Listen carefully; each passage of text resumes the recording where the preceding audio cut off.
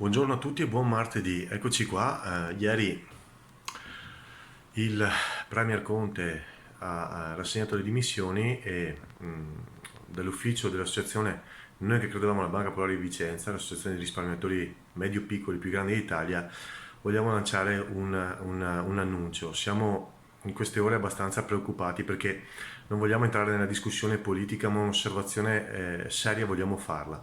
Siamo preoccupati che da queste consultazioni possa nascere un governo sorretto dai voti del senatore Renzi e dell'onorevole Boschi.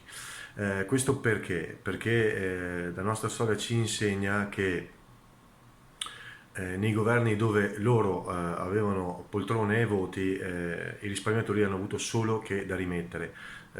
Ricordiamo che sono state cancellate con il loro governo 5 banche, ricordiamo che sono stati cancellati miliardi di risparmi sempre sotto i governi dove loro avevano poltrone e voti.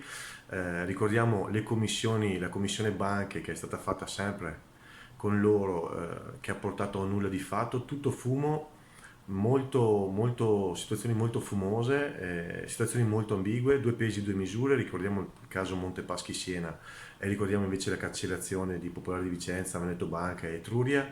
Sono molte cose che ci fanno pensare e ci fanno preoccupare. Speriamo vivamente per il meglio del paese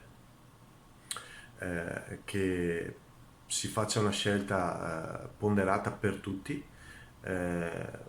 Crediamo nelle istituzioni, siamo però preoccupati appunto che possa nascere un governo sostenuto dai voti di Renzi, Boschi e dei loro amichetti delle banche.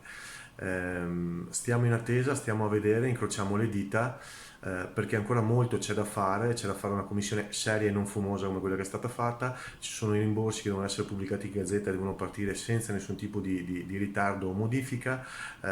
Ci sono altre banche che stanno soffrendo e sono sofferenti, c'è da andare in Europa a discutere l'innalzamento del tetto di 200.000 euro per i rimborsi. Ci sono diverse cose da fare con il prossimo governo che viene, quindi incrociamo le dita, avanti tutta, in bocca al lupo a tutti e mi raccomando, a presto, restate collegati con noi, grazie.